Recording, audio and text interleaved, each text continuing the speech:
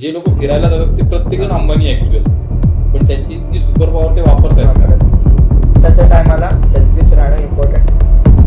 कधी फ्रीडम असं दिलं जात नाही, फ्रीडम मिळवलं जातं. सो कामाठीपुराची वेश्या जी फील करते ना, आज घरोघरी प्रत्येक मुलगा पण ते फील करतो. 19 वर्षाचा मुलगा आहे, म्हणतो सर मला माझ्या मित्रांच्या बहुतेक मम्मीजनी म्हणे मला वापरून घेतलं.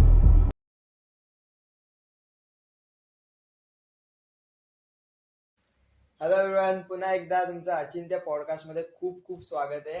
आजच्या आपल्या पॉडकास्ट वरती संतोष दादा आलेले आहेत आणि मी खूप एक्साइटेड सुद्धा होतो या पॉडकास्ट साठी. खूप आधी ठरलेलं होतं आमचं हा पॉडकास्ट शूट करायचं आहे ते, आणि आज मुहूर्त लागलेला आहे. हॅलो संतोष दादा, वेलकम टू अचिंत्य पॉडकास्ट. नमस्ते, सगळ्यांचं स्वागत आहे. थँक्यू सो मच, आज तुम्ही तुमचा वेळ आम्हाला दिलात. बिकॉज एक मिनिट, मी यावाल्या अचिंत्याला ओळखत नाही भाऊ. थँक्यू सो मच संतोष दादा, तू तुझा वेळ आम्हाला आज दिलास. कारण जसं आधी बोललो मी, खूप आधीपासून ठरलेलं की आपण हा शूट करतोय, पण खूप मध्ये मी स्वतः हशीपणा केला हा पॉडकास्ट टाकायला, आणि आज आपण हा शूट करतोय. किती एक्साइटेड आहेस तू? मला थोडस वेगळं काय वाटतंय की आर्यन म्हटल्यानंतर ना असा एक कूल वाला वाईब असतो. आर्यन आणि असा पहिल्यांदा एवढा शिस्तीमध्ये आणि इज्जत मध्ये बोलताना थोडस ऑड वाला. सो आपण जरा गप्पा टाईपच राहू. Okay, done. 110%. आज मी सुद्धा पॉडकास्ट मध्ये सुद्धा, म्हणजे आता मी गेले भरपूर पॉडकास्ट असा मांजर बनूनच बसतो, बिकॉज समोरचे गेस्ट असतात ते एवढे फ्रेंडली नसतात माझी. मी कन्व्हर्सेशन ट्राय करतो फ्रेंडली व्हायचं, पण आज आपली वाईब एकदम जेनझी वाली वाईब ठेवूया आपण पॉडकास्ट मध्ये. संतोष दादा, आज तुझा शो होता, आज तुझा शो होता. कसा गेला शो? हा, नेहमीसारखं की नॉर्मली कसं असतं की शो मध्ये एक गोष्ट असते, तुम्ही काहीतरी सेट असता की अमुक अमुक गोष्ट दाखवायची आहे म्हणून, आणि दुसरी गोष्ट असते की अचानक आलेले बॉल खेळायला लागतात. सो ते अचानक आलेल्या बॉलची वेटिंग लिस्ट असते कायमची, की बाबा आज काय नवीन काय कोण विचारतंय का, आणि त्याची उत्तरं कशी देता येतात. बेसिकली आजचा शो जो होता तो फॅमिलीजचा होता, आणि तू जर बघितलं असशील ना, सगळ्या घरांच्या मध्ये एकच प्रॉब्लेम आहे की सर मुलं ऐकत नाही. तो आताची पोरं समजून नाही घेत, आमच्या भावना समजून नाही घेत. बरं झालं आई घरात नाही आज. एक गोष्ट सांग, म्हणजे ना एक बेसिक गोष्ट आहे की जगातला प्रत्येक माणूस 2.5 लाख भावना, 2.5 लाख इमोशन्स रोज कॅरी करतो. 2,40,000 त्याचं समीकरण. तो 2,40,000 इमोशन जर आई वडिलांच्या मिळून झाल्या 4,80,000, आणि 4.5 लाख इमोशन जर मुलांनी समजून घेतल्या, की हँग नाही होतील का? सर्वच हँग होतात ऍक्च्युली. ही जी एक काहीतरी एक वेगळी फिलॉसॉफी आली आहे की पॅरेंट्सचं म्हणणं आहे की मुलांनी आमच्या भावना समजून घ्यायच्या. तर त्यातल्या काही गोष्टी टेक्निकली समजून घ्यायला पाहिजे की भावना अशा समजून नाही घेतल्या जात. किंवा तुम्ही जाता एखादा पिक्चर बघताना, एखादं गाणं चालू होतं,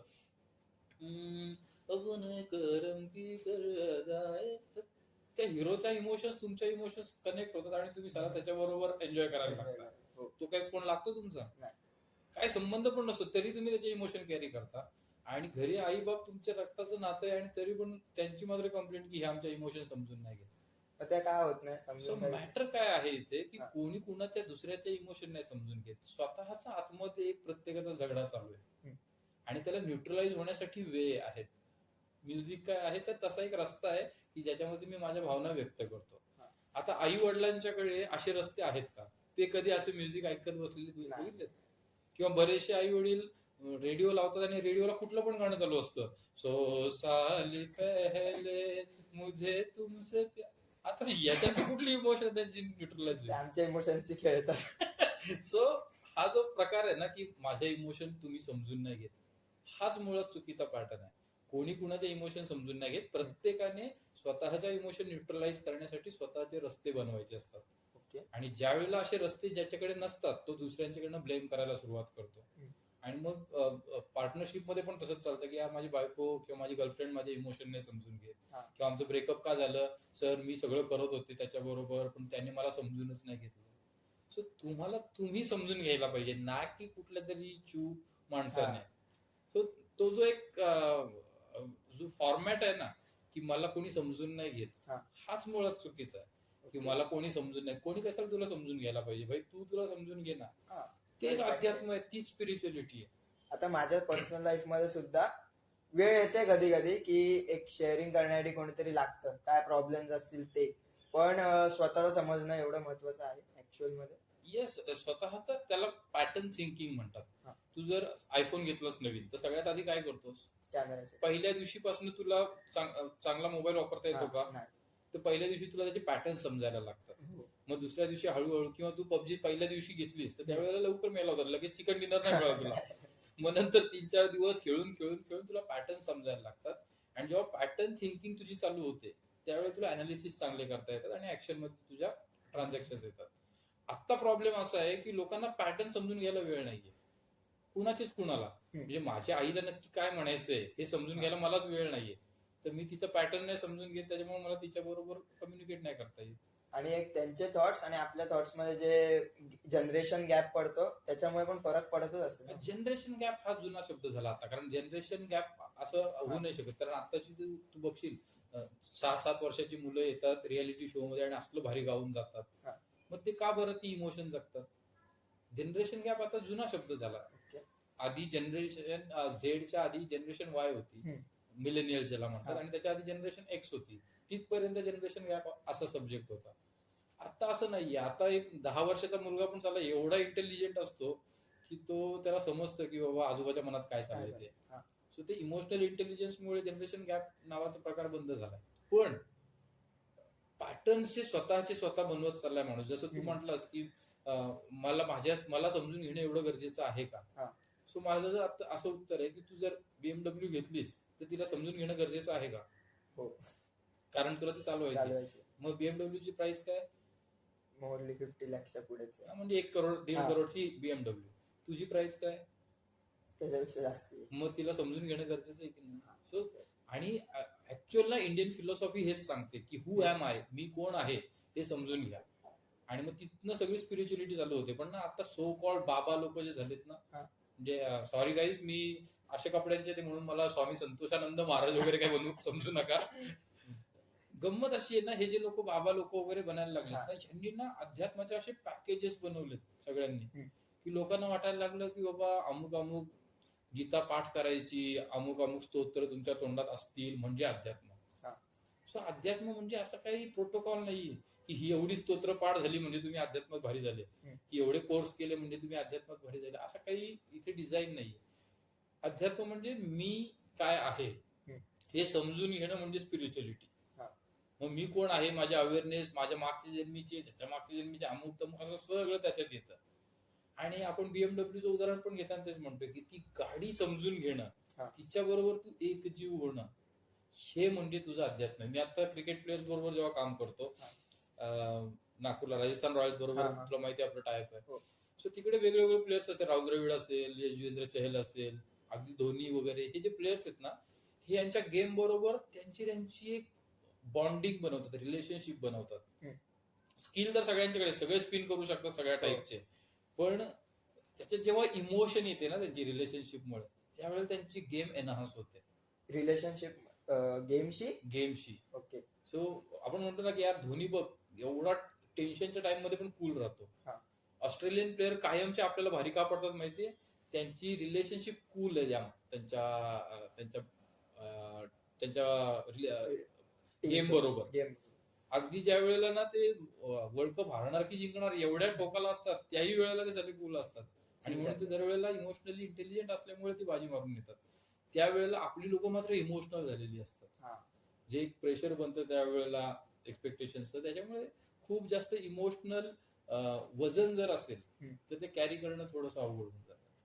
इंडियामध्ये सुद्धा आपण बघतो, म्हणजे भरपूर आहेत, माझे स्वतःचेच फ्रेंड्स भरपूर आहेत. आत्ताचा जो बेस म्हणजे ट्रेंड आहे, आत्ताचा ट्रेंड ते म्हणजे एकटं राहणं. म्हणजे ब्रेकअप झाला, मला आता माझ्या मित्रांसोबत पण नाही राहायचंय, मला कुणासोबत हँगआउट पण नाही करायचंय, मला माझं एकटं राहायचंय. सो ते एकटं राहण्यामध्ये ना भरपूर काय काय मिस आउट करून जातो. म्हणजे मी सुद्धा, माझे फ्रेंड सुद्धा, ज्यांचं रिसेंटली काहीतरी घडलंय भरपूर काय काय, ते म्हणजे नाही ते लोक वाईब नाही करत आमच्यामध्ये. जे ते ऍक्च्युअल आहेत ते सोडून ते भलतंच काहीतरी प्रिटेंड करायला लागतात, किंवा ते स्वतःला असं दाखवतात की नाही बस भाई संपलं आता माझं सगळं, त्याच्या पलीकडे माझी दुनिया नाहीये. सो मग हे पाहिजे आपल्या लाईफ मध्ये का आपण जसे ते ऍक्च्युअली राहणंच जास्ती फॅक्ट ऍक्च्युअली याला ना ह्या फेज आहेत लाईफच्या. हम्म. म्हणजे तू जर म्हणशील की तुझ्या मित्रांच्या बरोबर, तर तू तुझ्या वडिलांशी बोलशील किंवा आजोबांशी बोलशील, तर त्यांच्या पण आयुष्यामध्ये या फेज येऊन गेलेल्या आहेत. हम्म. आता झालंय काय की आत्ताची मुलं त्यांच्या वडिलांच्या बरोबर हे विषय शेअर नाही नाही करत. करत. हो. त्याच्यामुळे त्यांना माहिती नाही की हे सगळ्यांचंच दुखणं आहे. हम्म. आता आपल्याला वाटतं की अरे हे आपल्या बाबतीत होतंय, मला नाही कोणाच्या बरोबर राहायचंय, मला एकट्याने राहायचंय, हे आपल्याला वाटतं ना. हम्म. हे आपल्या आधीच्या पिढीला पण सेम वाटत होतं आणि त्यांच्या आधीच्या पिढीला पण सेम वाटत होतं.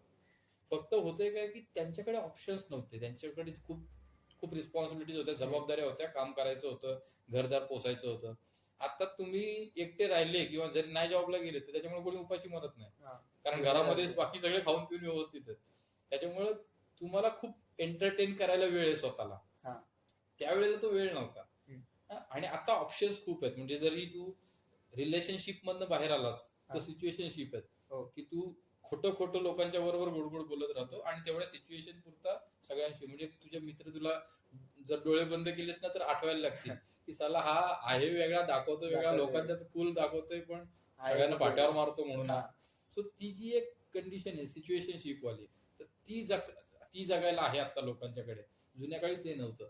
त्याच्यानंतर मग नॅनोशिप आली आता हा. की माझी रिलेशनशिप नाहीये पण मला हँगआउट करण्यासाठी, हा. मग लिटरली सेक्स करण्यासाठी, थोडक्यात की हा. बाबा सेक्स करण्यासाठी लोक एकत्र येतात. हा. आणि त्याच्यानंतर आणखी एक आली, कोणती रे ती, ल्युनरशिप म्हणून आली आहे. हा. तर त्याच्यामध्ये काय आहे की तुझी आणि माझी ओळख नसते, एक मुलगी एक मुलगा भेटतात किंवा दोन मुलं भेटतात, दोन मुली भेटतात, एकमेकांची नावं पण नाही माहिती आणि त्या रिलेशनशिपला काही नाव नाही. आम्ही मित्र येत नाही, काय? आम्ही बॉयफ्रेंड गर्लफ्रेंड येत नाही, आम्ही कोणीच नाहीत, पण येतात लोक, सेक्स करतात, हँगआउट Committed करतात आणि कमिटेड पण नाहीच आहे. कमिटमेंटचा तर संबंधच नाही. मी हा. उद्या पुन्हा भेटणार पण नाहीये तिला. हा. सो लोक जस्ट भेटतात आणि निघून जातात. तो विचार कर की लोकांना खेळण्यासाठी जर एवढे ऑप्शन्स असतील तर लोक कशाला कोणाबरोबर कमिट करतील. आपल्याला कोणच इम्पॉर्टन्स आहे. येस. आणि आता झालं काय की मुलांचा प्रॉब्लेम काय झाला की त्यांना सहज या गोष्टी अवेलेबल असल्यामुळे हा. त्यांना वाटत नाही, गरजेचं वाटत नाही की कुणाची कमिटमेंट करायला पाहिजे आणि कुणाच्या बरोबर रिलेशनशिप मध्ये राहायला पाहिजे. सेकंड एक थिंग आहे की रिलेशनशिप म्हणजे ना खूप बर्डन व्हायला लागले आता. हा. की खूप सारे एक्सपेक्टेशन्स असतात. म्हणजे माझी जर गर्लफ्रेंड आहे तर मग मी तिला पुष्पा 2 तर दाखवायलाच पाहिजे ना. हा. रिलेशनशिप मध्ये यायचं एखाद्या मुली बरोबर तर तिला बर्थडेला तुला केक न्यायलाच पाहिजे. एक्सपेक्टेशन्स खूप वाढले. तर ती चेकलिस्ट आहे खूप मोठी. म्हणजे बर्थडेला जर तू गिफ्ट नाही दिलंस तर तू बाई काय उपयोग म्हणून नाही, जगून उपयोग नाही. एवढंच जीव नाही, दे बाबा. तू तिला तर गिफ्ट द्यायचं, तिच्या मैत्रिणींना पण कुठल्या तरी मॉलला पार्टी दिलीच पाहिजे. नाहीतर ते मेन कारण बनतं ब्रेकअप. मग ते एवढे विकतची तू कोणी सांगितलीच कोणीच्या यायला, एवढं करायच्यापेक्षा कूल राहा, थोडेसे मस्त एकट्याने मजा करा, जा जरा ऋषिकेशला जा, उत्तराखंडला जा, जरासा तिकडे बग्गी जम्प करून या, फोटो टाका, मी खुश आहे हे दाखवा. कारण ना एक टाइम होता लोक सोशल मीडियावर कशासाठी यायची, मैत्री करायला. हा. आता सोशल मीडियावरती कोणी मैत्री करायला येत नाही, दिखाव्यासाठी. सगळे दिखाव्या करण्यासाठी येतात. सो ती जी रिलेशनशिप म्हणतो आपण, आता काही रिलेशनशिप साठी लोक सोशल मीडियावर नाही येत. ते म्हणतात भाई आहेत तीच दुखणी नको झाली आणखी कुठे, इथे बाबा जस्ट चिल करायला सगळ्यांना पाहिजे. आता जसं तू दादा मेन बोललास ट्रॅव्हलिंगचं, मला स्वतःला ट्रॅव्हलिंग खूप आवडते. म्हणजे नवीन एक्सपिरियन्स भेटतात, नवीन लोक भेटतात आणि मेन आपल्याला समजतं की आपण कुठे आहोत. म्हणजे मी घरात बसून मी खूप तीर मारू शकतो, पॉडकास्ट मध्ये कुणालाही बोलवून त्यांची लाईव्ह ऐकून त्यांच्याबद्दल रील्स टाकून मी खूप तीर मारू शकतो. पण जेव्हा रियालिटी मला मिळते ती बाहेर जाऊन, जी रियालिटी मला बाहेर जाऊन मिळते ती मला कुठेही नाही मिळू शकत. म्हणजे आज जरी मी एका सेलिब्रिटी सोबत बसलो आणि तेच जर मी उद्या एखादी रस्त्यावरती गरीब माणसासोबत बसलो तर त्याची स्टोरी ऍक्च्युअली त्या सेलिब्रिटी पेक्षा चांगली असेल, किंवा त्याच्याकडे जे असेल ते माझ्या लाईफ मधला एक्सपिरियन्स असेल, त्याच्या लाईफ मधला एक्सपिरियन्स असेल जो तो मला देईल. तर ट्रॅव्हलिंग खूप इम्पॉर्टंट आहे असं मला वाटतं. तुला काय वाटतं? पण ते आता तू जे म्हटलास की हा. ट्रॅव्हलिंगच्या साठीचं इंटेन्शन काय आहे तुझं, हा. तुला जर खरोखर एक्सप्लोर करायचे आहेत ना, प्लेस एक्सप्लोर करायचे आहेत तर ठीक आहे. पण आता काय होतं माहिती का, ट्रॅव्हलिंग केली जाते ती फक्त दाखवण्यासाठी. म्हणजे माझ्या बरोबर आम्ही ज्या वेळेला राईडला जातो बाईक घेऊन, तर त्यावेळेला ना अर्धी पोरं ही फक्त गर्लफ्रेंडला फिरवायला आलेली असतात, अर्धे फक्त गोप्रो लावून आम्ही कशा काय काय वेलिंग मारले आणि काय केले हेच दाखवायला आलेले असतात. सो प्रत्येकाचं इंटेन्शन वेगळं आहे. ट्रॅव्हलिंग म्हणजे काय फक्त बॅग पॅक करा आणि रोहिता व्हॅलीला जाऊन असं याला नाही म्हणत ना. तू अगदी इथनं काश्मीरला जा नाही तर कर्जतला जा. सो मधल्या त्या स्पेसला डिस्टन्सला तू कसं एक्सप्लोअर केलं, काय एन्जॉय केलंस तू. तुला आजूबाजूला जर बघण्याची तुझी मानसिकता असेल तर तुझ्या घरापासून कॉलेज पर्यंतचं अंतर पण ट्रॅव्हलिंग आहे. मजा येते. हा काय कारण तुला माहितीये बाई इकडे हे चालू आहे तिकडे ते चालू आहे. अगदी अंबानीची स्टोरी जरी घेतलीस ना, तर अंबानी ज्यावेळेला लंडन मध्ये होते किंवा इंडियामध्ये आले तर त्यांना विचारलं गेलं की तुम्हाला काय वाटतं की प्रत्येक सुपर हिरो मध्ये एक पॉवर असते, सो तुमच्यात काय पॉवर आहे म्हणून. तर ते म्हणतात की ऑब्झर्वेशन माझी सुपर पॉवर, की मला मार्केट ऑब्झर्व करता आलं की मार्केटमध्ये काय पाहिजे, कधी थांबायला पाहिजे, कधी द्यायला पाहिजे, हे मला कळलं म्हणे. सो ऑब्झर्वेशन ही त्यांची सुपर पॉवर होती. सो जे लोक फिरायला जातात ते प्रत्येकजण अंबानी ऍक्च्युअल, पण त्यांची ती सुपर पॉवर ते वापरतात का. एक ना आपल्याकडे इंडियन फिलॉसॉफीमध्ये एक स्टोरी आहे की हनुमान भरपूर शक्तिशाली, पण त्याला शाप असतो की तुला तुझ्या पॉवरच नाही वापरता येणार. समजलं. सो तसे आपली आताची जी जनरेशन आहे ना, जी तुझे मित्र असतील, माझे मित्र असतील किंवा मी स्वतः, तू स्वतः, आपल्याला आपल्या सुपर पॉवरच ऍक्च्युअल समजत नाहीत. आणि म्हणून तुझा मगाचा जो प्रश्न होता की स्वतःला समजून घेणं आवश्यक आहे का, तर जर मी आयफोन नाही झाला पण माझ्याकडे माझ्या सुपर पॉवर मला माहितच नाही. कोणीतरी जामवंत पाहिजे. कोणीतरी जामवंत पण माहिती आहे. कोणीतरी जामवंत पाहिजे आपल्याला सांगेल. येस. मग आज तुम्ही माझे जामवंत बना. क्या बात आहे. मला सांगा की माझ्यासारख्या, आता तू दादा मला खूप वर्षापासून ओळखतोस, म्हणजे मी अगदी लहान होतो, शाळेमध्ये होतो तेव्हापासून ओळखतोय. तू माझ्यामध्ये काय ऑब्झर्व केलंस? म्हणजे तुझ्याकडे ना सला एक वेगळा वाईब आहे रे. मी तुला सांगतो ना, तुझ्याशी गप्पा मारताना मी आजपर्यंत जेवढ्या वेळा तुला भेटलोय, ऑब्झर्व केलंय, तुझ्याशी बोलताना वय मॅटरच नाही करत. तू बघ, तुझ्या मित्रांना पण विचारावं तर, तुम्ही पण सगळ्यांनी कमेंट करून सांगा बरं का, मी जे ऑब्झर्वेशन केलं याच्या बाबतीत, याचं वय मॅटरच नाही करत. तू म्हाताऱ्या माणसांशी पण मैत्री करू शकतो, तू बायकांशी पण मैत्री करू शकतो, तू तरुण मुलं मुली त्यांच्याशी करू शकतो, अगदी तुझ्यापेक्षा लहान आहे त्यांच्या बरोबर पण तू. सो ना, अशी खूप कमी लोक असतात, रेअर पर्सनॅलिटी असतात अशा. आणि या पर्सनॅलिटी बनवता नाही येत. त्या काही कुठल्या शाळेत जाऊन कॉलेजमध्ये जाऊन त्यांना डिझाईन नाही करता येत. या पर्सनॅलिटी मुळात असतात आणि तिला एनहान्स करता येऊ शकतं. की जी तुझी पर्सनॅलिटी आहे. सो मला ऍक्च्युअल ती गंमत तुझ्या बरोबर येते दरवेळेला, की मी तुझ्या बरोबर कुठल्याही विषयावर बोलू शकतो. तुझ्याशी वात्रट विषयांच्यावर बोललो म्हणून मी घाणेरडा नाही बनत. तुझ्याशी चावट जोक केला म्हणून आपली रिलेशनशिप खूप अशी डार्क नाही बनत.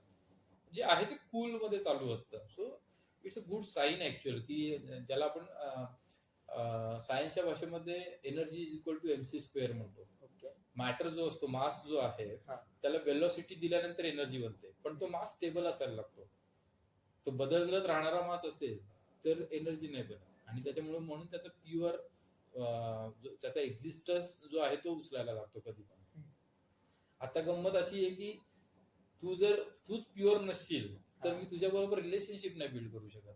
तुझ्या बरोबर कोणी लोक रिलेशनशिप का बिल्ड करतात, कारण तू प्युअर हार्टेड आहेस. त्याच्यामुळे तू कुणाच्या बरोबर फेक वाल्या झोन मध्ये जात नाही. सो तुझी ऍक्च्युअल सुपर पॉवर आहे ती ओरिजिनॅलिटी तुझी ती आहे की तू प्युअर आहेस, तू जसा आहेस तसाच दाखवतो.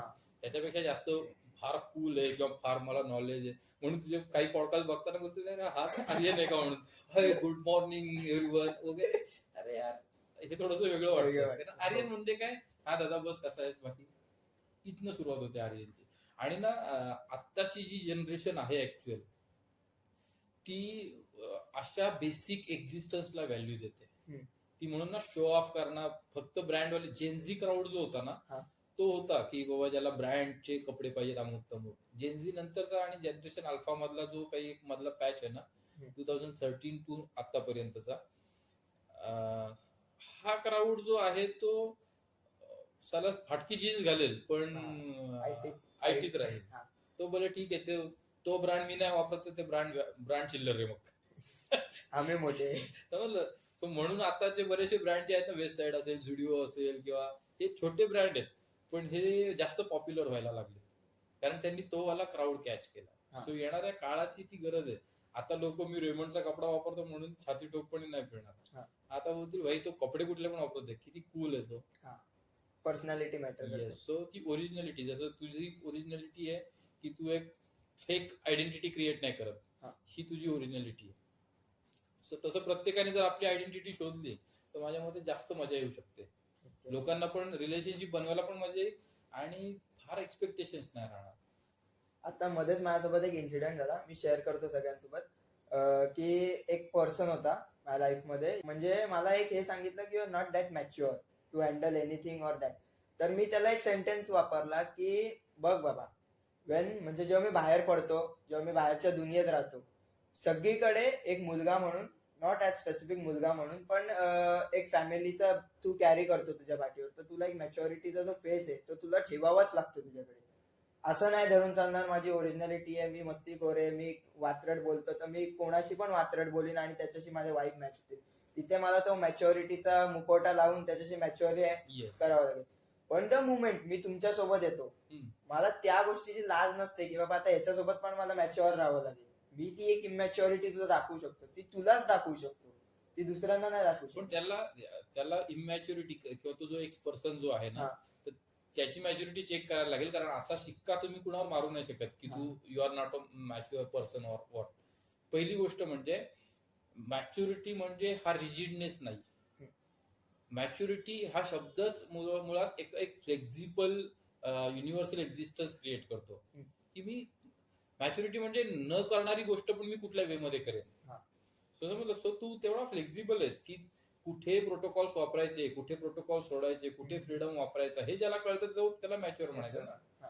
सो जर कोणी तुला म्हणत असेल तुझी मॅच्युरिटी नाही तर ते ऍक्सेप्ट कर.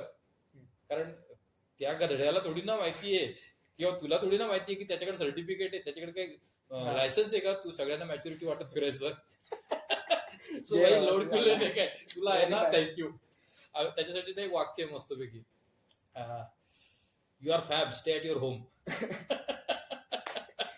ते सांगायचं की भाई यू आर फॅब, मस्त आहेस तू भारी, पण घरी जा तुझ्या. ते तसंच झालं जसं मी मगाशी बोललो की बाबा अर्ध्या तासानंतर बाबा बोलत राहा, चालू दे, चालतंय ते. गंमत आहे त्याच्यामध्ये, थोडस डार्क होईल तुझ्या ऑडियन्स साठी, पण मी सांगतो. कुठे सगळे तसेच आहेत. मी कामाटीपुरामध्ये काम करत होतो म्हणजे आता ते गेले. कामाटीपुरामध्ये वेश्या व्यवसाय करणाऱ्या महिलांसाठी आम्ही काही गॅदरिंग अरेंज केल्या होत्या आणि त्यांना पण मोटिवेशनची गरज येणार आहे. म्हणजे कामाच्यासाठी नाही पण चांगलं वागण्यासाठी माणसाला मोटिवेशन पाहिजे असतं. तेच लोक जर वाईट वागायला लागले तर किती मुली पळवल्या जातील आणि किती वाईट सगळी अफरातफरी होईल विचार कर. सो त्यांना पण चांगुलपणासाठी कुणीतरी मोटिवेट करायला पाहिजे. आणि म्हणून आमचे काही सेशन्स होते. तर तू जे बोललास ना आता वाक्य की मी 15 मिनिटं कोणाचा पॉडकास्ट ऐकतो नंतर बोलतो भाई चलने दो तेरा मैं सुन रहा है. सो मला तिथे त्यांनी सांगितलं सर म्हणे सुरुवातीला जेव्हा कस्टमर येतो ना बाजारामध्ये त्यावेळेला सेंड बिंड मारून आलेला असतो, अमुक तमुक पैसे देतो, आम्हाला वाटतं साहेब जरा चांगला माणूस आहे. नंतर म्हणे कपडे उतरवल्यानंतर ते चालू होतं ना, मग असं वाटतं बाबा कर काय करायचं ते, अब तुम्हारे हवाले वतन साथियो. आता गंमत अशी आहे की ही कंडिशन फक्त कामाटीपुरात नाही, प्रत्येक घराघरात चालू आहे. मुलं त्याच पद्धतीने सुरुवातीला 5 मिनिटं आई बापाच ऐकतात, नंतर म्हणतात बोला आता काय ऐकायचं ते. सो बघ ना ते विषय तोच चालू आहे. हा रेप चालू आहे सगळीकडे. वर्गामध्ये जा तू, वर्गामध्ये शिकवताना पण पोरांचं सुरुवातीला 5 मिनिटं अटेन्शन आहे, नंतर बाबा घाला काय घालायचे डोक्यात ते, नंतर बघू काय करायचं ते, आम्हाला तुम्हाला मार्क मिळाल्याशी मतलब ना. आणि म्हणून ही जनरेशन अशा पद्धतीने रिॲक्ट करायला लागली की भाई लोड नका घेऊ आणि आता आम्ही काही करू नाही शकत ना, मग ठीक आहे भाई. सो हा हताशपणा, मराठीत शब्द खूप चांगला त्याला, हताशपणा जो येतो की मी काही करू नाही शकत ना, मी तुमच्या हातातलं खेळणं आहे ना. सो कामाटीपुराची वेश्या जी फील करते ना, आज घरोघरी प्रत्येक मुलगा पण ते फील करतोय की त्याच्यावर हा अत्याचार चालू आहे. त्याला नको एवढं ज्ञान दिलं जाते, त्याला जे गरजेचं आहे, त्याला प्रश्नांची उत्तरं पाहिजे त्याच्या. माझ्याच बाबतीत असं का म्हणून, चला मला पण हक्क आहे ना सगळं उपभोगायचा. पोरं बाकी पिकनिकला चालली तर मला पण जायचंय ना, बाकी सगळेजण चिल करायला गेले तर मला पण जायचंय ना. सो त्याच्या या प्रश्नांची भले उत्तर, प्रश्न चुकीचे असतील किंवा आणखी काय असेल, पण त्याला उत्तर मिळवणं हा त्याचा जन्मसिद्ध अधिकार आहे. त्याला कोणीतरी ते त्याच्या भाषेत समजावून सांगितलं पाहिजे की तू विचार करतोय तो किती चुकीचा आहे, किती बरोबर आहे. त्याला हा वेळ, ज्याला क्वालिटी टाइम म्हणताय, तो द्यायला कोणी तयार नाही. सगळ्यांची इच्छा आहे की आम्ही सांगितलेली उत्तर ऍक्सेप्ट कर, आम्ही सांगतो ते बरोबर, आम्ही सांगतो ते बरोबर आहे, पण त्याच्या भाषेत त्याला समजावण्यासाठी कोणी तयार नाही. त्याचं ऐकायलाच कोणी नाही. म्हणून एक गोष्ट तुला सांगेन की तू एखादा पेशंट घेऊन आलास तर मी त्याला कुठलं औषध दिलं पाहिजे, त्याला बरं करणार की त्याला पचणार? त्याचं बरं एखादं औषध जर त्याला पचलंच नाही तर तो बरा होईल का? सो त्याच्या ऍक्सेप्टन्स नुसार, त्याच्या बॉडीच्या लँग्वेज नुसार त्याला हळूहळू एक्सपेरिमेंट करत त्याला बरं करायचं असतं. आता लोक सगळे बरं होणारी औषध देत आहेत. त्याला पचतंय की नाही, त्या मुलाच्या पर्यंत ते पोचतंय की नाही, त्याच्या आतमध्ये त्याला ते जिरतंय की नाही याचा कोणी विचार नाही करत आहे. आणि मग त्याच्यामुळे मुलं म्हणतात भाई जास्त ज्ञान मत दो भाई, ज्ञान मत पेलो, जरा जरा मुद्दे पे कूल जो है वो होता. खूप कूल राहणं गरजेचं आहे आताच्या जनरेशनला. दोन्ही गरजेचं आहे की कूल राहणं म्हणजे इमॅच्युअर बनणं नाहीये किंवा इरिस्पॉन्सिबल बनणं नाहीये. आताची जनरेशन ऍक्च्युअली दोन्ही पद्धतीने विचार करते. तू आता बघशील की जे प्रॉब्लेम्स केले ना क्रिएट, ते 2 पिढ्यांच्या आधी प्रॉब्लेम क्रिएट झाले. त्याचा दोष नव्हता तो. इंग्रजांच्या काळानंतर एक 20-25 वर्षाचा गॅप आला ज्याच्यामध्ये खूप गरिबी आली होती भारताला. आणि मग त्यावेळेला 2 वेळचं जेवण ते मिळालं पाहिजे. आणि म्हणून ज्या वेळेला लोक समाजामध्ये आली क्वालिफिकेशन घेऊन, ग्रॅज्युएशन करून, त्यावेळेस ते पूर्ण वेळ कामामध्ये मग्न झाले. काम करायला पाहिजे, पैसे कमवले पाहिजेत, आपल्या घरादाराला वरती घेऊन आले पाहिजेत. आणि त्याच्यामुळे 1-2 पिढ्या अशा अख्ख्या तुझ्या वडिलांची, आजोबांची पिढी अख्ख्या काम करण्यात गेल्या. आता सगळेजण घरी जरा स्टेबल झालेत प्रत्येकाच्या आर्थिक. आता काही एवढी हातातोंडाची लढाई नाहीये प्रत्येक घरात. मग तुमची जनरेशन आली आहे. या जनरेशनचं काम जर पुन्हा तसं लोक खाली घालून काम करत बसले तर प्रगती नाही होणार. तुमची जनरेशन युनिक पद्धतीने विचार करणार आहे. आणि म्हणून तुम्हाला आता बघशील एन्व्हायरमेंटचे वगैरे जे मोठे मोठे इश्यूज उचलले जातात ते आता उचलले जातात. हेल्थ कॉन्शियस, मेंटल हेल्थच्या बद्दल, रिलेशनशिप बद्दलचे मुद्दे, याच्या आधी कुणाला वेळच नव्हता या विषयांच्यावर बोलायला. मी स्वतःहून कधी माझ्या बाबांकडनं डिप्रेशन आणि एन्झायटी वर्ड नाही ऐकलेला. आज ते म्हणतात दिवसभर काम करतात आणि मी घरामध्ये असतो किंवा कॉलेज आणि मी माझ्या लाईफ मध्ये असतो, पण कधी हा वर्ड नाही ऐकला की दिवसभर काम करून आज मला डिप्रेशन एन्शियस फील होतंय, की आज माझा नाही मन, उद्या ऑफिसला जायचं मन नाही. ते ज्या जिद्दीने रात्री घरी येतात त्या दुसऱ्या जिद्दीने ऑफिसला जातात. म्हणजे त्यांची जनरेशन प्रचंड मेहनती आहे आणि कुठेतरी आमची जनरेशन त्यांना कॅच करायला मागे पडते किंवा आमचे पूर्ण पॅटर्नच वेगळे. हा, पॅटर्न्स वेगळे. कसं आहे ना, आता नोकिया सारखं आयफोन नाही वर्क करणार ना. पण नोकिया मधनच या सगळ्यांचा जन्म झालाय की ज्यावेळेला जर पहिला मोबाईल आणि आपण असा विचार केला तर, किंवा सुरुवातीचा जो कम्प्युटर होता तो कम्प्युटर आणि आताचा मॅकबुक प्रो याच्यामध्ये किती फरक आहे. मग तू म्हणशील मॅकबुक प्रो आहे त्याला कम्प्युटर सारखा वापरायचा जुन्या स्टाईलच्या, तर पॉसिबल नाहीये ते. म्हणून आपण म्हणतो की प्रत्येकाची एक सेल्फ आयडेंटिटी आहे प्रत्येक जनरेशनची. फक्त एवढंच की तो विजडम आहे का तुझ्याकडे, की मी कशासाठी हे सगळं करतोय. भाई तू काय करायचं ते कर, तुला फ्रीडम तू पाहिजे ते कर. जॉब कर नाही तर नको करू, चिल्लरगिरी कर, चेन कर, आयुष कर, सगळं कर. पण कशासाठी करतोय याचं कारण तुला क्लिअर पाहिजे. नुसतं लोकांना दाखवायला म्हणून करतोयस. तू बन ना तो डॉन बिल्जेरियन बन की 500 पोरी घेऊन तो पार्टी करतो. डॅन बिल्जेरियन 500 पोरी घेऊन तो पार्टी करतो, पण तुला ती फक्त पार्टीज दिसते की त्याचे बिझनेस पण दिसतात बाकीचे. पर्स्पेक्टिव्ह काय आहे तुमचा. सो तुला त्याच्या मागचं रिझन जर माहिती असेल की मी हे सगळं कशासाठी करतोय, तर तुला त्या सगळ्या गोष्टी करायचा अधिकार आहे. नुसतं माझे मित्र करतात आणि मी कमी दिसतो पडेल त्यांच्यामध्ये, किंवा मग नाहीतर मला लोक आउटडेटेड समजतील म्हणून मी करतो, तर याचा तू गुलामगिरीमध्ये, मानसिक गुलामगिरीमध्ये तू करतोय. त्याला ऍक्शन अँड रिएक्शन फॉर्मॅट म्हणतात. जे हिरो लोक असतात खऱ्या अर्थाने ते ऍक्शन वरती फोकस करतात की मी काय काय करेन, आणि दुसरे असतात ते रिॲक्शन वरती काम करत राहतात, लुजर्स, की जे म्हणत राहतात नाही मग ते असं होतं म्हणून मी असं केलं, मग ते तसं झालं मग मला असं करायला लागलं. हे रिॲक्शन म्हणजे असं झालं म्हणून मी असं केलं. ऍक्शन करणारा माणूस सेट करतो मला हा गोल अचीव्ह करायचा आहे आणि मी तो का करतोय मला कारण माहितीये आणि मी तिथपर्यंत पोहोचणार. स्वतःच्या गोल्सच्या बाबतीत मॅनिफेस्टेशन काम करायचं. मॅनिफेस्टेशन आहे, मॅनेजमेंट आहे, मॅनिप्युलेशन पण आहे त्याच्यामध्ये, की मला माझ्या घरादारात सपोर्ट नाही म्हणून त्यांचा सपोर्ट मिळवण्यासाठी मी काय काय करेन. सो ही संपूर्ण सायकोलॉजीचा मग तू अभ्यास करायला लागतोस. मग तू विचार करतो माझी आई आहे 50 वर्षांची किंवा 40 वर्षांची, मग ती कसा विचार करते, मग त्याच्यासाठी तू सायकोलॉजिकल अनालिसिस करतोस की नक्की आईला माझ्या, जर मला आईकडनं हो पाहिजे माझ्या या प्रोजेक्टसाठी तर मी तिला कसं करेन.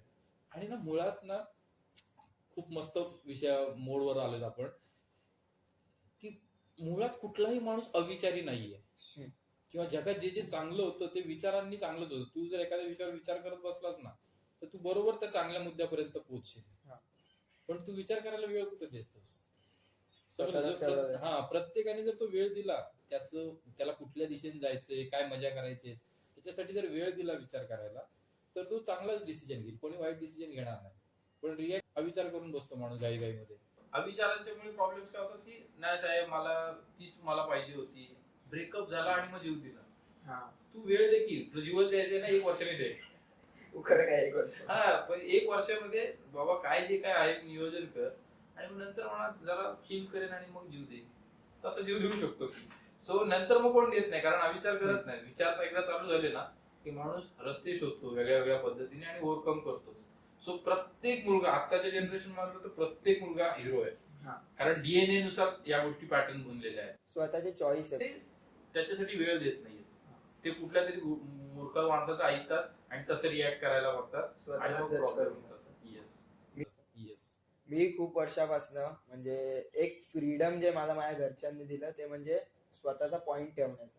मी आज सुद्धा माझ्या आई बाबांशी तेवढा फ्री आहे की मी जर काही चूक केली आहे तर मी सुद्धा ते जाऊन सांगू शकतो की आई बाबा माझ्याकडनं ही चूक झाली. ते फ्रीडम म्हणजे आमच्यासारख्या मुलांना देणं महत्वाचं आहे ना. खूप 2 गोष्टींनी पण ते कधी फ्रीडम असं दिलं जात नाही, फ्रीडम मिळवलं जातं. सो तू आई वडिलांचा लहानपणापासून जर तू विश्वास संपादन नसता केलास तर तुला ते फ्रीडम मिळालं नसतं. सो फ्रीडम कधी कोणी कुणाला देत नाही. फ्रीडम घेण्याची गोष्ट आहे. मग तू त्याच्यासाठी कसा वागलायस, लहानपणापासून त्यांचा विश्वास ब्रेक केलायस का? बरं, जर चुकून विश्वास ब्रेक केलास तर त्यावेळी तू कसा वागलास, ते कसं ते जाऊन क्लिअर केलंस. सो ते जी मुलं म्हणतात की नाही आमच्या घरातल्यांचा आमच्यावर विश्वास नाही किंवा आम्हाला फ्रीडम नाहीये घरातून, तर ते असं काही नसतं. ऍक्च्युअल तुम्ही मॅनिप्युलेट करू शकता. सगळ्यात महत्वाची गोष्ट की तुम्ही तुम्हाला पाहिजे तसं लाईफ बनवू शकता. त्याच्यासाठी तुम्ही नियोजन काय करता हे महत्वाचं. म्हणजे खूप लोकांना मी बघितलंय माझ्याच फ्रेंड सर्कल मध्ये बघतो, म्हणजे बेसिकली रोज बघतो. त्यांना असं वाटतं इवन त्या मोड मध्ये राहून मला पण कधी कधी असं वाटतं की तुला थर्ड पर्सनला अट्रॅक्ट करण्यासाठी किंवा त्या ग्रुपमध्ये एंगेज होण्यासाठी त्या ग्रुप मधल्या 1-2 वाईब्स तरी स्वतःमध्ये आणावे लागते. म्हणजे माझा पर्स्पेक्टिव्ह असा आहे की जर मी 6 लोकांच्या ग्रुपमध्ये जातोय तर मी त्या 6 लोकांसारखा नाही झालो पाहिजे. ते 6 लोक माझ्यासारखे बनण्याचा प्रयत्न केला पाहिजे की बाबा आपण तर तसे आहोत पण हा वेगळा येऊन ह्याच्यामुळे आपल्या लाईफ मध्ये काहीतरी बदल झाला. सो मी हा पर्स्पेक्टिव्ह ठेवून 4 लोकांमध्ये जातो, मग ते मोठे असू दे छोटे असू दे.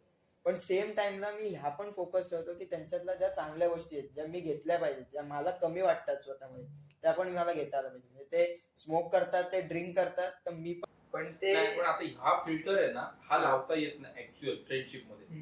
की जर एखादा माणूस दारू पितो किंवा सिगरेट पितो म्हणून तो वाईट का, किंवा त्याच्यातले बाकीचे चांगले गुण, तर ना ऍक्च्युअल मध्ये फ्रेंडशिप मध्ये असं कधी होत नाही की मी हे ठरवून घेतलं आणि हे ठरवून कॅन्सल केलं. तिथं विषय असतो की तू कन्व्हिन्स झालास एखाद्या गोष्टीला, की मी तुमच्याशी जर मैत्री करायला कन्व्हिन्स झालो तर तिथे मी असं नाही म्हणणार तर मी 3 गोष्टी या करणार तुमच्या आणि 4 गोष्टी तुम्ही या माझ्या करायच्या. सो ते व्यवहार झाला ना. ते आपण एमओई थोडी ना साईन करतो फ्रेंडशिप करताना. विषय असतो की तू 4 दिवस त्यांच्या बरोबर जातो, पहिल्या 4 दिवसात सिगरेट नाही पित, 3 महिने जातो त्याच्या बरोबर सिगरेट पित असताना तू फक्त बाजूला बसतोस. नंतर एक दिवस असा वेळ येते की चल एक झुरका मारून बघूयात. समजलं. सो हा विषय तो नाहीये की व्यसन कॅरी करता की नाही ते. हा विषय आहे की तुम्ही मेंटली किती अवेअर आहात की तुम्हाला कुठल्या दिशेने जायचंय. मग तुम्हाला अशा मित्रांच्या बरोबर जेव्हा तुम्ही बसता त्यावेळेला जर तुम्ही तेच विचार घेऊन बसले, म्हणजे माझ्याकडे जेव्हा क्लायंट येतात ना तर ते म्हणतात सर माझ्याकडे सगळ्या पद्धतीचे फ्रेंड्स आहेत, दारू पितात, अमुक तमुक सगळं करतात, पण म्हणे ते माझ्याकडे येतातच कशासाठी की नाही भाई तू एक माझा सख्खा मित्र आहे, साला तू दारू नाही पित, तू सिगरेट नाही पित. सो सगळ्यांची गाराणी सगळे मित्र घेऊन माझ्याकडे येतात म्हणे. ऍक्च्युअली ह्यांना दारू प्यायची असते त्यावेळेला सगळेजण एकत्र जमतात, पण दारू उतरल्यानंतर कधी मन मोकळं करायचं तर माझ्याकडे येतात. सो असा एक मित्र प्रत्येक ग्रुप मध्ये असतोच की पाहिजे सुद्धा. हा, तो ग्रुप मध्ये असतोच. सो तो तू बनू शकतो का? मग तू त्यांच्या दारूवरती ऑब्जेक्शन घ्यायच्या पेक्षा तू दारू नाही पी याच्या सॅटिस्फॅक्शन मध्ये जगू शकतो. आणि असे मित्र काय कामाचे की जे आपण पितो म्हणून दुसऱ्याला प्यायला लावतो. सो ते काही त्याला मैत्रीण नाही म्हणत आणि ती पुन्हा मॅच्युअर फ्रेंडशिप नाही होत. एक गोष्ट आहे वाईब मॅच करणं तू आता क्लबला जर वगैरे कधी गेलास तर तिथे बघ की 4-5 लोकांचा ग्रुप आलेला असतो आणि साले जे पित नाही ते जास्त नसतात. आणि असं आणि नसतं की असे नसतात की पिलेल्यांना लाज वाटेल. पिलेल्यांना लाज वाटेल असे नसतं. एन्जॉय करण्याला काही लिमिटेशन नाही. तर तुमची दारू पिणं किंवा न पिणं हा मुद्दा नसतो. तुम्ही ती गोष्ट मॅनेज कशी करता, कसे जोक क्रॅक करता, कसे त्यांची वाईब मॅच करण्यासाठी प्यायला पाहिजे असा काही विषय नाहीये. तुझ्यामध्ये इतर सॉफ्ट स्किल आहेत की जेणेकरून तू त्यांची आयबॅम पॉईंट काढतो आणि त्याच्यानंतर पुन्हा त्याच्याबरोबर वाईब पण देतो. एक मित्र लागतोच सगळेजण काय म्हणतात ते लोड झाल्यानंतर सगळ्यांना घरी पोहोचवणारा. त्याचं काम करतो मी तर. असा मित्र पण तू बनवू शकतो. आता म्हणजे विश्वास हा खूप इम्पॉर्टंट असतो फ्रेंडशिप मध्ये. आम्ही आता एका टूरला गेलेलो, मी मेन्शन नाही करत कारण बघतील फॅकल्टी वगैरे सुद्धा येतील क्लासमध्ये उद्या. झाला तिकडे असाच सेम प्रसंग की रात्री म्हणजे मी झोपायला गेलो माझ्या रूम मध्ये आणि मी आता झोपणार, माझ्या मित्राचा कॉल आला, भाई भाई भाई रूम मध्ये रूम मध्ये रूम मध्ये. मी म्हंटल मस्ती करू नका, मला झोप आली. अरे तू हे लोक आउट ऑफ कंट्रोल झालेत. आणि त्या दिवशी मी रात्री जे बघितलं ना त्या रूम मध्ये, ते म्हणजे हे लोकांना मी रोज क्लासमध्ये बघतो, माझ्यासोबत अभ्यास करतात, मस्ती करतात. ह्यांची अशी रूप म्हणजे एकेकाने रौद्र रूप घेतलेलं होतं जो फार म्हणजे आईच्या खालीच येत नव्हतं कोण कोण. एवढे एवढे म्हणजे डेंजर सिच्युएशन मध्ये होते ना. आणि झालं असं की माझा मित्र बोलतो आता दारू पित नाही, सिगरेट पित नाही, तर मला माहित नाही की नशे कसे उतरवायचे. तर एक मुलगी होती आमच्यात, लिंबू घेऊन ये लिंबू घेऊन ये लिंबू घेऊन ये. म्हटलं लिंबू कशाला, म्हणजे त्यांच्या तोंडात पीळ म्हणते, त्यांची उतरेल त्यांची उतरेल. एका मित्राला बाथरूम मध्ये बसवलं, एकाला बेडवर झोपवलं. एक होता तो जिंगून जिंगून मला सांगतोय मी करतो हँडल, मी करतो हँडल. तू बस स्वतःला हँडल कर, मग यांना करू. खाली गेलो मी, माझ्या लाईफ मध्ये मी पहिल्यांदा ते 3 लिंबू, एक तर फॅकल्टी असणार तिकडे, आपण काय जाऊन सांगणार. मी गेलो कॅन्टीन मध्ये, बोललो मला ना 3 लिंबू पाहिजे. ते माझ्याकडे आहे ह्याच्याने बघतायत की बाबा तुला रात्री 3 वाजता लिंबू कशाला पाहिजेत. मी म्हंटल बघा आमच्या रूम मधला आहे की त्याला बोलतो थोडं चक्कर झाल्यासारखं होतंय तर मग द्या. त्यांनी दिले. म्हटलं सुरी द्या कापायला. बटर नाईफने मी रात्री लिंबू कापतोय. मी काळोखामध्ये कापतोय, बोलतो कापले का जात नाहीत. नंतर बघितलं बटर नाईफ आहे. कापून रूम मध्ये जाऊन त्यांना दिले, मग ते शांत झाले. आणि जे झोपले. आणि दुसऱ्या दिवशी जेव्हा हे उठले, आम्ही जे झाप यांना झापले, जेवढ्या रात्री यांनी एकमेकांना शिव्या घातल्या असतील तेवढ्या आम्ही त्यांना दुसऱ्या दिवशी घातल्या. साऱ्यांना तुमच्यामुळे बोललं आमची झोप खराब झाली, आता 6 वाजता उठायचंय, तुम्ही उताणे पडलेत मस्त. मग तेव्हा जेव्हा ते लोक शुद्धी देतात ना, तेव्हा सांगतात थँक्यू भाई, तू नसतास ना तर आमचं काय झालं नसतं. मग तो एक फ्रेंड मी ग्रुपमध्ये आहे आता, माझ्या ग्रुपमध्ये जो आहे तो. आणि मी खूप लकी फील करतो की मला तसे फ्रेंड्स भेटले. म्हणजे ते कसेही असो, पण ते धोकेबाज किंवा कामापुरते मामे नाहीये. तर ह्या फ्रेंड सर्कलला मी खूप प्राऊड आहे. आणि लहानपणापासून मला खूप चांगला फ्रेंड सर्कल मिळाला. फ्रेंड सर्कल हा म्हणून ना कधी पण तू जर चांगल्या लोकांना फॉलो करशील ना, जे सो सक्सेसफुल आहेत लाईफ मध्ये, त्यांच्याकडे सगळ्या टाईपचे मित्र असतात. त्यांचे मित्र आध्यात्मिक पण असतात, बाहेर गेले पण असतात आणि सगळे चिल करणारे पण असतात. सो मित्र ही गोष्टच अशी, फक्त ती मैत्री काय कामाची नाहीये की जी तुम्हाला चुकीच्या रस्त्यांच्यावरती घेऊन जाते. मित्र असे असतात त्यालाच मित्र म्हणतात की जे प्रकाशासारखे असतात, स्वच्छ असतात तुमच्या बरोबर. तो पितो तर तो खरं येऊन तुला सांगतो पितो, मग तो त्याचं दुःख पण सांगेल त्या पिण्याच्या मागचं काय आहे. असं नाही की भाई चल आज मजा करते, काम करते आणि तू पित नाही, तू कसला बावळट आहे, साला पित नाही, हा वाला ऍटिट्यूड नाही. तो पितो, तो चुकी करतो, ते पण तुला सांगतो की भाई मी या प्रॉब्लेम मुळे पितोय. ऍक्च्युअल पिणं किंवा ह्या अशा पद्धती करणं याच्यावरती ना आपल्याकडे एक टॅबू आहे खूप मोठा. पण मी तुला अशी काही लोक दाखवेल की जी खूप सात्विक राहतात, खूप आध्यात्मिक राहतात, खूप पारमार्थिक राहतात, पण चालले असले घाणेरडे लोक असतात हे की म्हणजे तुम्ही त्याच्याबद्दल विचारच नाही करू शकत. की ज्या मुलांच्या बरोबर ही मुलं चालतात, उठतात, बसतात, त्यांच्याच बहिणींच्या वरती मी आयांच्या वरती लाईन मारून मोकळे होतो. आता कारण माझ्या काउन्सिलिंगला जेव्हा केसेस येतात, एक मुलगा आहे 19 वर्षाचा मुलगा आहे, म्हणतो सर मला माझ्या मित्रांच्या बहुतेक मम्मीजनी म्हणे मला वापरून घेतलं सेक्शुअल अब्युज. ओके. आणि म्हणतो की मला बोलतो आता रिस्पेक्टच नाही राहिलेला या लोकांच्या बरोबर. मला असं वाटतं म्हणतो कधी कधी माझी मम्मीला पण कोणतरी माझा मित्र एखादा लागत असेल, कारण मित्राची मम्मी ही माझी मम्मी सारखी असते. आणि माझं जर त्यावेळेला जर नको त्या वयामध्ये या सगळ्या सेक्शुअल ऍक्टिव्हिटीज माझ्या चालू झाल्या असतील, तर विचार कर की आता हा मुलगा तू त्याला चांगला म्हणशील की वाईट म्हणशील. काहीच म्हणू नाही शकत. की जो दुसऱ्या मित्रांच्या आयांच्या बरोबर झोपतोय तर त्या मुलाला काय चांगलं काय वाईट म्हणणार. अर्थात आता याच्यामध्ये दुसरी गोष्ट आहे की त्याला माहितच नव्हतं की या सगळ्याला त्याला वापरलं जातंय म्हणून. त्याला या गोष्टींची सवय झाली आणि आता त्याला तो एका अशा कंडिशन वगैरे की चांगलं काय आणि वाईट काय त्याला समजतच नाही. सो जो तुझा दारू पिणारा मित्र आहे हे खूप डार्क झालं, पण मग दारू पिणारा मित्र आहे त्याला माहितच नसतं की तू हे करतो ते चुकीचं करतो की बरोबर, आणि म्हणून तो कंटिन्यू करत असतो. हे ट्रॅप आहेत ऍक्च्युअली. व्यसन हा काही फार मोठा प्रॉब्लेम नाही, तो ट्रॅप आहे. आणि ट्रॅप असतो. उंदीर ज्या वेळेला एवढ्या जाळ्यात अडकला काही एवढ्या जाळ्यात अडकला काही, तो अडकलेला आहे. फक्त एवढंच की हा ट्रॅप ज्याला कळतो तो योग्य वेळी भानावरती येतो आणि त्या ट्रॅप मधून पुढे जातो. जो नाही येत तो दुसऱ्यांना पण बोलून घेतो, या मी पण अडकलो तुम्ही पण अडका म्हणून. सो आपल्याला तेवढी एकच गोष्ट कळली पाहिजे की आपला मित्र कुठल्या टाईपचा उंदीर आहे, की तो अडकलाय म्हणून आपल्याला अडकवणारा आहे का, मग त्याला मित्र म्हणायचं का, इथपासून सगळं सुरू होतं. आणि दुसरा टाईप आहे की बाबा तो अडकलाय आणि तो तुला बरोबर काय ठेवतो कारण त्याला असं वाटतं की तुझ्या बरोबर राहिल्याने त्याला जरासं बेटर फील होतं. त्याला आज न उद्या आशा आहे की याच्यामुळे का होईना मी या सगळ्यातनं बाहेर पडेल. त्याच्या टायमाला सेल्फिश राहणं इम्पॉर्टंट आहे. सेल्फिशची व्याख्या तुझी काय आहे त्याच्यावरती डिपेंड आहे. स्वार्थी म्हणजे ना नरेंद्र मोदी विषय घेऊयात आपण. त्यांनी स्वार्थी नाही राहिला तर देशाचं भलं होईल का. सो स्वार्थ तुझा किती युनिव्हर्सल आहे त्याच्यावर. सेल्फिश हा काही वाईट शब्द नाहीये. मी सेल्फिश आहे का कारण मला माझ्या कुटुंबाचं, माझ्या राष्ट्राचं, माझ्या देशाचं, माझ्या फॅमिलीचं, फ्रेंड सर्कलचं सगळ्यांचं भलं करायचंय. सो माझा स्वार्थ मला कळला पाहिजे ना. स्वार्थ म्हणजे काय, तुझं भलं कशात आहे. तुझ्या स्वार्थासाठी जर तू दुसऱ्याला चुकीच्या पद्धतीने युटिलाइज करत असशील, दुसऱ्याचा तू दुसऱ्याला त्रास देत असशील, वापर करत असशील, तर मात्र प्रॉब्लेम. तुझा स्वार्थ वाईट नाही, सेल्फिश होणं वाईट नाहीये, पण सेल्फिश होत असताना दुसऱ्याला पिळून घेऊन सेल्फिश बनणं हे वाईट आहे. मी बघतो, नोटीस करतो. आता माझा जो फ्रेंड्स ग्रुप आहे तो मोठ्यांमध्ये पण आहे आणि छोट्यांमध्ये पण आहे. माझे छोटे पण माझे फ्रेंड्स आहेत आणि मी मध्ये पडतो.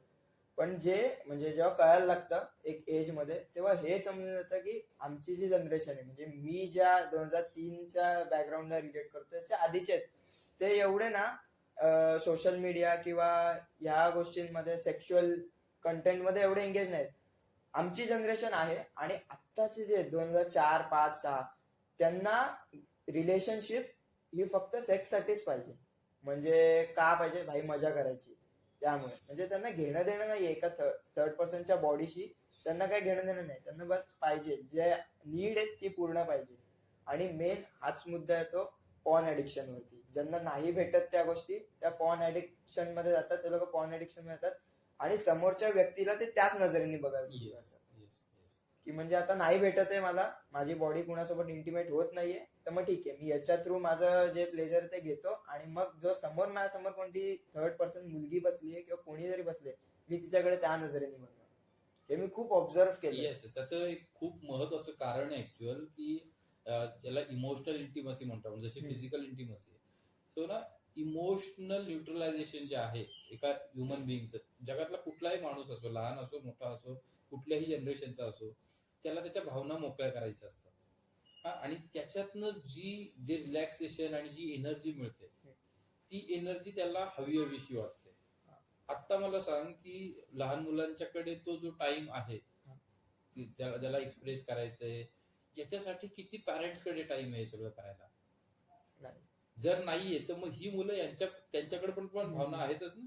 ही लहान लहान मुलं मोठी होत चालली, त्यांच्या भावना एक्सप्रेस करायला त्यांच्याकडे माणूस नाहीये.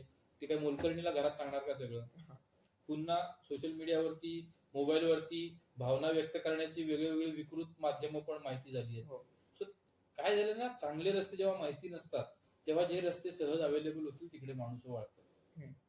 सो हा विषय मुलांनी वाईट वागण्याचा नाहीये, हा विषय आहे त्यांच्याकडे अवेअरनेस, त्यांच्याकडे या भावनिक निचऱ्यासाठी किंवा न्यूट्रलायझेशन साठी वे नाहीयेत, चांगले रस्ते नाहीत. जुन्या काळी कसं होतं, मामाचं गाव होतं, तर पोरं काय करायची, मामाच्या घरी जायची, मस्त एन्जॉय करायची, अमुक तमुक सगळं, त्याच्यामुळे भावना व्यक्त होऊन जायच्या. आता साला काहीच नाहीये ना मामाचं घर, ना मावशीचं घर, ना काय नाही. पोरं भावना व्यक्त कुठे करतील. आणि भावना व्यक्त करणं म्हणजे तू नॉर्मली पिक्चर बघणार ना, पिक्चर मध्ये काय दाखवतात भावना व्यक्त करायला. पुष्पा झुकेगा नाही साला म्हणतो, पण ती त्या गर्लफ्रेंडच्या पोटाला चिमटा काढणार, त्यांचा सेक्स किचन मध्ये चालू होणार, जिथे कुठे असतील गाडीमध्ये तर गाडीमध्ये चालू होणार.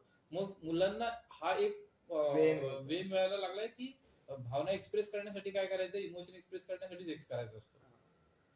जो सेक्सला उत्तम शब्द आहे शृंगार. देवाबरोबर पण सेक्स होतो भाई. शृंगार जो आहे ना, तो देवाला एक एक एक फूल चढवून एक एक एक एक आबीर लावलाय, कुंकू लावलाय, तर हा पण शृंगार आहे. देवाचा शृंगार केला जातो. पण तो शृंगार आता माहितच नाही कोणाला. सेक्स मध्ये पण या मुलांना इंटरकोर्स माहितीये, आफ्टर प्ले नाही माहिती, फोर प्ले नाही माहिती. तो सगळ्यांना असं वाटतं की नाही. तुला आणखी मी एक मजेची गोष्ट सांगतो, तू योग्य वयात आहेस, तुझ्याशी मी डिस्कस करू शकतो. एक नवीन मुद्दा सांगतो मी तुला, म्हणजे तुमचे बाकी तुझ्या मित्रांना पण हे सगळं नक्की ऐकायला आवडेल. की नॉर्मली मुलींचा सेक्स जो टाइम आहे फिमेलचा, तो आहे 1 ते 1.5 तास त्यांना ऍव्हरेजली लागतो, ज्याच्यामध्ये त्या सेक्शुअली सॅटिस्फाईड होतील. आणि मुलांचा सेक्शुअल टाइम आहे तो 10 ते 15 मिनिटाचा. आता मला सांग, जर 1.5 तासाच्या समोर 15 मिनिटं वाला, हे कसं काय समीकरण जुळेल? नाही, म्हणून कामसूत्रामध्ये या सगळ्या फोर प्ले आफ्टर प्लेच्या सगळ्या कॉन्सेप्ट होत्या. आणि मॉडर्न सायकोलॉजी पण ते सांगते की याच्यासाठी तुम्हाला फोर प्ले माहिती असायला पाहिजे. तुम्ही फक्त जाऊन सेक्स करा चोरी चुपे आणि 10-15 मिनिटांमध्ये काहीतरी भोग गेला आणि तुम्हाला वाटेल की यार मी चिल केला भाई, गर्लफ्रेंडला घेऊन गेलो, ओयोची रूम बुक केली. चूते भाई तू, तेरे को पता ही नहीं है कि तू कर क्या रहा है, किसके साथ कर रहा है. जो चीज एंजॉय करके लाइफ टाइम एंजॉय की है, वो तू सस्ते में निकाल रहा है. सो एक रिलेशनशिप, त्याच्यानंतर कमिटमेंट, मग एकमेकांच्या बद्दलची ओढ, या सगळ्या गोष्टी त्या फिजिकल इंटिमसी मध्ये पाहिजेत ना. काय होतं की तो इमोशनल न्यूट्रलायझेशन साठी, म्हणजे एक गोष्ट की माझ्याकडे बोनस पॉइंट आहे आणि मी एका चिल्लर स्टेप साठी तो बोनस पॉइंट युज करतोय. समजलं की आताच्या मुलांना माहितच नाहीये की हे जे सेक्शुअल जे इंटिमसी आहे, फिजिकल इंटिमसी आहे, ती वापरायची कशासाठी. ते छोट्या छोट्या इमोशनल न्यूट्रलायझेशन साठी सेक्सच वरतीच येतात. त्यांना हे माहिती नाही की चिल करणं, मित्रांच्या बरोबर गप्पा मारणं, भांडणं, रडणं, ओरडणं, याच्यामध्ये पण एक मजा आहे. मग तिथे जर इमोशन नाही मला करता येते. आणि स्पेशली ही एकटी पडलेली जी मुलं असतात ना, ती बऱ्याचदा अशा नको त्या गर्तेमध्ये अडकलेली दिसतात. आणि म्हणून एकटेपणा वाईट का, तर ना एकटेपणा वाईट नाही, पण एकटे असताना तुम्ही स्वतःच्या एंटरटेनमेंट साठी कुठले सब्जेक्ट वापरताय, स्वतःला एनहान्स करण्यासाठी किंवा स्वतःचा सुपर पॉवर वापरण्यासाठी कुठले तुमच्याकडे वेज आहेत, कोणत्या कंटेंटची मदत घेतात. येस, त्याच्यानुसार मग तुमच्या आयुष्याची मजा वाढत जाते. आणि मग आता जर याच्यात जर कोणाला ऍडिक्शन लागलं असेल आणि त्याला जर बाहेर निघायचं, मग त्यांनी काय ऑप्शन ठेवला पाहिजे स्वतःकडे? याचं ऍडिक्शन नसतं पहिली गोष्ट, याचं ना तुझं कन्व्हिन्सिंग असतं. लोक म्हणतात की नाही सर मला नाही करायचं तरी पण करतो मी. आणि मग ना अशा मुलांना, तू जर तुझी काही मित्र असतील तर त्यांच्याशी गप्पा मारताना बघ, तुला समजेल की थोडा वेळ मुलं असं जातात, पॉर्न बघतात, एखादा मास्टरबेशन करून येतात परत, आणि मग नंतर ना सगळ्या टेन्शन मध्ये असतात, चालला उगाच केलं म्हणून, काय गरज नव्हती, माझी इच्छा नाहीये. बरेचशा पेशंट आमच्याकडे येतात, डॉक्टर साहेब नाही हे करायचं पण पुन्हा पुन्हा, म्हणजे त्यावेळेला सल्ला काय दुसरं सुचतच नाही, मला त्यावेळेला करावं असंच वाटतं. सो अशा वेळ काय येतात, कारण तुला वेळ युटिलाइज करायला दुसरे ऑप्शन नाही आहेत गदड्या. जेव्हा कधी मित्रांच्या बरोबर चिल करायला तर तू विसरून जातोस. पण ब्रेनचा पॅटर्न आहे, आज 1 वाजता चायनीज खा तू, उद्या 1 वाजता ब्रेन तुला अलार्म देतो भाई चायनीज खायचंय म्हणून. किंवा ना जी मुलं टॉयलेटमध्ये मोबाईल घेऊन जातात, तर त्यांच्या डोक्यामध्ये तर सेट झालेलं असतं गणित. मोबाईलला बघायचे, थोडा वेळ रील्स बघायचे, आणि त्याच्यानंतर एक पॉर्न साईड ओपन करायची, अमुक अमुक काम केलं की त्याच्यानंतर पुन्हा. म्हणजे त्यांच्या ब्रेननी तो सायकल बनवलेली, रजिस्टर केलेली आहे. जेव्हा जेव्हा ते मोबाईल घेऊन टॉयलेटमध्ये जाणार, तेव्हा तेव्हा त्यांना आपोआप ती आतमधून गोष्ट येणार. जसं देवळाच्या समोर तू जात असतील ना, तर तुला माहिती आतमध्ये जर देव आहे, तू आतमध्ये जात नाही दर्शनाला, पण बाहेरनं असं करतोस. काय, कारण तुझ्या मेंदूने ती गोष्ट रजिस्टर केली. किंवा तुझ्या घरामध्ये जर संस्कार असेल की मोठी माणसं आली तर पाय वरती करून बसायचं नाही खुर्ची, तर कोणी मोठी माणसं आली की तू पटकन जरा ताट बसतोस, किंवा पाय खुर्चीवर असेल ते खाली घेतोस. असं का होतं, कारण तुझ्या मेंदूने ती गोष्ट, तो पॅटर्न रजिस्टर केलेला. सो ऍडिक्शन हा काय फार मोठा आजार नाहीये. ऍडिक्शन म्हणजे एक पॅटर्न आहे. तो पॅटर्न ब्रेक करायची तुझी मानसिकता असेल तर 1 दिवसात होऊ शकतो. जर तू त्याला फार मोठा करून बसला, यार माझं ऍडिक्शन आहे सर वगैरे, नाही पण मला बाहेर पडायचं, तू असं एवढं टेन्शन लोड घेशील तर कधीच नाही बाहेर पडणार. उलट ते अजून ट्रिगर होईल. येस, ट्रिगर होईल. दादा तू तुझ्या पेशन्स मध्ये कधी अशी केस हँडल केली? खूप. तुमच्या पनवेल मधलीच एक केस होती.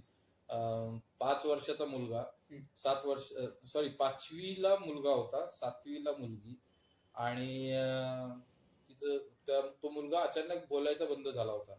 2 वर्ष तो मुका म्हणून घरातल्यांनी ऍक्सेप्ट केलं. सगळ्या डॉक्टर्सनी सांगितलं की काय झालंय माहिती नाही, त्याला सायकोलॉजिकल ट्रॉमा असेल वगैरे वगैरे, आणि तो मुलगा बोलायचंच बंद झाला. तर त्याच्या शाळेमध्ये माझा प्रोग्राम होता आणि माझ्या प्रोग्रामला तो मस्त गाणी बिणी गात होता. पालकांनी सांगितलं की यांच्याकडे घेऊन जा म्हणून. त्याचे पालक माझ्याकडे घेऊन आले आणि मी म्हटलं, त्या मुलाला सांगितलं की बाबा तू खरोखर गात होतास का? त्याचं काय बोलत काहीच नाही. मग त्याच्या आई बाबांना म्हटलं तुम्ही जा, म्हटलं मी त्याच्याशी गप्पा मारतो. मी आपलं गिटार घेतलं, त्याच्यासाठी गाणी बिणी गायला लागलो. म्हटलं तुला आवडतात का ही गाणी? जरा खुलला. त्याच्यानंतर म्हणून मी तुला दादा म्हटलं तर चालेल का म्हणतो. मी म्हटलं हा ठीक आहे चालेल ना, काय प्रॉब्लेम नाही. मग एक दिवस गेला तसं, दुसऱ्या सेटिंगला पुन्हा बोलवलं तर मला म्हणे तुम्ही सांगणार नाही ना कोणाला? मी म्हटलं नाही सांगणार. तो माझी ताई ना म्हणतो मला कपडे काढते आणि मला काय काय काय काय नको नको ते करायला लागते. 7वीची मुलगी ती. सेक्शुअल अब्यूज त्या मुलाचं घरातल्या घरात चालू. आणि म्हणतो की जर मी घरात कुणाला सांगितलं तर ताईने धमकी दिली मी आत्महत्या करेन आणि कारण लिहून ठेवीन चिठ्ठीमध्ये की याने माझ्या बरोबर असं असं केलं म्हणून मी आत्महत्या केली म्हणून. विचार कर की तो 5वीचा मुलगा, 5 नाही 6 11 वर्ष वय असणार त्याचं, तो हे टेन्शन कसं काय मॅनेज करणार तो? मुलं आताची पालक म्हणतात ना की नाही आमची मुलं आमचं ऐकत नाही, ती त्यांच्या झोन मध्ये राहतात. सो त्याचं कारण आहे की त्यांना एक्सप्रेस करण्यासाठी एखादा रस्ता तर दिसायला पाहिजे. आणि जेवढं जास्त टेन्शन तेवढा माणूस जास्त कॉन्शियस असतो कोणाशी बोलायचं म्हणून. तुझ्याकडे 50 मित्र असतील ज्यांच्याशी तू भावना व्यक्त करू शकतो, शिवाय देऊ शकतो. पण जर तुझं टेन्शन जरा जास्त डार्क असेल तर तुला त्या 50 पैकी निवडायला लागतात की या मित्राबरोबर बोलणार की नाही. सो ह्या मुलांचा प्रॉब्लेम तो. मग आता जर ही गोष्ट त्याच्या आई वडिलांना सांगितली तर ते काय त्या मुलीला जेलमध्ये टाकतील. सो प्रॉब्लेम खूप विचित्र क्रिएट झालेत आता. आणि कशामुळे झाले ते फक्त या इमोशनल न्यूट्रलायझेशनमुळे, की मुलांच्या किंवा पालकांच्या भावना व्यक्त करायला योग्य संसाधनं राहिलेली नाहीयेत, योग्य रस्ते राहिले नाहीत. त्याच्यामुळे लोक कुठं पण गाड्या टाकतायत. आणि म्हणून मी जे या विषयात काम करतोय, जीवन संगीत किंवा म्युझिक हा जो विषय आहे, याच्यातनं लोकांना स्वतःच्या इमोशन्स रिलीज करायचा एक व्यवस्थित वे मिळतोय आणि त्याच्या माध्यमातून बऱ्याचशा गोष्टी सॉर्ट आउट होत आहेत. खूप मोठा विषय आहे आणि खूप छोटा विषय याच्यासाठी की रोजच्या दैनंदिन जीवनात काम करणारा आहे. पण प्रत्येकाने आपल्या जगण्याचं संगीत समजून घ्यायला पाहिजे. संगीत म्हणजे काही तबला पेटी गिटार नाही. संगीत म्हणजे भाई मी काय स्वतःशी बोलतोय, मी स्वतःला कसं ट्रीट करतोय, माझ्या इमोशन बरोबर मी कसा खेळतोय, हे तर बेसिक आहे ना, हे समजायलाच पाहिजे. आणि ते समजून देण्यासाठी आम्ही प्रयत्न करतो. खूप मजा आली मला या कन्व्हर्सेशन मध्ये. आणि हा माझा मोस्टली 11वा-12वा पॉडकास्ट असेल, पण जेवढा ओपन अप मी या पॉडकास्ट मध्ये झालंय तेवढा मी हिंमत पण नाही केलेली कोणत्या पॉडकास्ट मध्ये व्हायची. पण थँक्यू सो मच मला माझी ही साईड पॉडकास्ट वरती आणून दाखवण्यासाठी. नाही, आणि गंमत आहे ना की तुझं जे म्हणणं आहे की तू जेव्हा गप्पा मारतोस तेव्हा त्या गप्पांच्यातनं जे काही मिळतंय ते तुझ्यासारख्या वयातल्या बऱ्याचशा मुलांना मिळावं किंवा त्यांच्या पालकांना समजावं की बाबा हे काय याच्या मागचे धोरणं आहेत ते. सो जर आपण आपल्या मित्रांना, त्यांच्या आई वडिलांना जर काही विषय पोहोचवायचं म्हणतोय, सो आधी आपणच तर प्युअर असलो पाहिजे. आपण जर एका न्यूट्रल झोनला असू तर आपण लोकांपर्यंत पोहोचू शकतो. त्याच्यामुळे आता नाटकं बिटकं करायचा, शिकवण्याचं आणि तेवढं करायच्यापेक्षा लोड नका घेऊ. जे तुमच्याकडे चांगलं ते सांगा, पटलं तर लोक घेतील, नाही पटलं तर सोडून देतील. एक्झॅक्टली. आणि नक्कीच पटेल, मला तर जाम पटलं आजचं कन्व्हर्सेशन आपलं. आपण पुन्हा भेटूयात. आता हे घाईघाईमध्ये आपण थोडंसं केलं, पण आपण पुन्हा लवकरच करूया. मी स्वतः वेट करीन नेक्स्ट पार्ट कधी येतो या पॉडकास्टचा. आणि मजा आली संतोष दादा.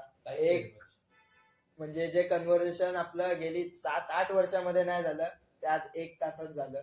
थँक्यू. आणि थँक्यू परत एकदा की दादा तू खरंच शो मधनं आलास इथे आणि टाइम दिलास. पण त्याच्यामुळे जरा स्वामी संतोषानंद महाराज बनवलं मी. ठीक आहे, थंबनेलला हा ट्रेंड करेल फोटो आपला. चलो bye. Thank you so much guys. तुम्ही हा पॉडकास्ट शेवटपर्यंत बघितला, एन्जॉय केलात, नक्कीच एन्जॉय केला असेल तर मग लाईक करा, चॅनलला सबस्क्राईब करा आणि शेअर करा तुमच्या सगळ्या फ्रेंड्स सोबत, त्यांच्या फॅमिली सोबत. Thank you so much.